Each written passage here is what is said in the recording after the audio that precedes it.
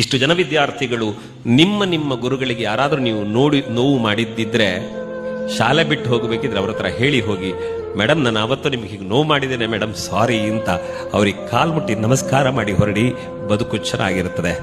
ಯಾಕೆ ಅಂದ್ರೆ ಒಬ್ಬಾಕೆ ಶಿಕ್ಷಕಿ ಮನೆಯಲ್ಲಿ ಮಗುವನ್ನು ಬಿಟ್ಟು ಬಂದಿರುತ್ತಾಳೆ. ಆ ಮಗುವಿಗೆ ಹುಷಾರಿಲ್ಲ ಅಂದ್ರೆ ವಾರಗಟ್ಲೆ ಮಗುವಿನ ಜೊತೆ ಇರ್ಲಿಕ್ಕೆ ಅವ್ರಿಗೆ ಪುರುಸೋತಿಲ್ಲ, ನನ್ನ ಮಕ್ಕಳಿಗೆ ಪಾಠ ಆಗಬೇಕು ಅಂತ ಓಡಿ ಬಂದಿರ್ತಾರೆ. ಮನೆ ಎಲ್ಲ ಕೆಲಸ ಪೂರೈಸಿ ಶಾಲೆಗೆ ಬರಬೇಕು, ಗಂಟೆ ಆಯ್ತು ಬಸ್ ಬರ್ತದೆ ಅನ್ನೋ ಕಾರಣಕ್ಕೆ ಹೊಟ್ಟೆ ಪೂರ್ತಿ ತಿನ್ನದೆ ಓಡಿ ಬಂದ ಶಿಕ್ಷಕಿಯರು ಇರ್ತಾರೆ.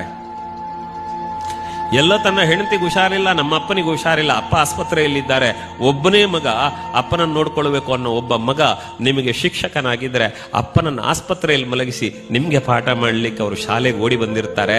ನೆನಪಿರ್ಲಿ, ಈ ಎಲ್ಲ ಭಾವನೆಗಳಿಗೆ ನಾವು ಕೃತಜ್ಞರಾದಾಗ ಮಾತ್ರ ನಮ್ಮ ಬದುಕು ಪೂರ್ಣ ಆಗುತ್ತದೆ. ಯಾಕಂದ್ರೆ ನಮ್ಮಲ್ಲೊಬ್ಬರು ಟೀಚರ್ ಮಕ್ಕಳು ಬಡವರಿದ್ದಾರೆ ಅನ್ನೋ ಕಾರಣಕ್ಕೆ ಅವರಿಗೆ ಬುತ್ತಿಯ ಅನ್ನವನ್ನು ಮಕ್ಕಳಿಗೆ ಕೊಟ್ಟು ಅವರು ನೀರು ಕುಡಿದು ಜೀವನ ಮಾಡಿದ್ದಾರೆ.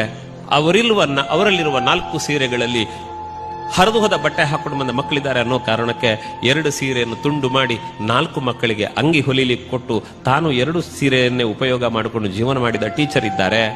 ಇಂತಹ ಸಾವಿರ ಉದಾಹರಣೆಗಳು ಕಣ್ಣ ಮುಂದಿದ್ದಾವೆ ಮಕ್ಕಳೇ. ಆದ್ರಿಂದ ನಿಮ್ಮ ಗುರುಗಳಿಗೆ ಕೃತಜ್ಞರಾಗಿ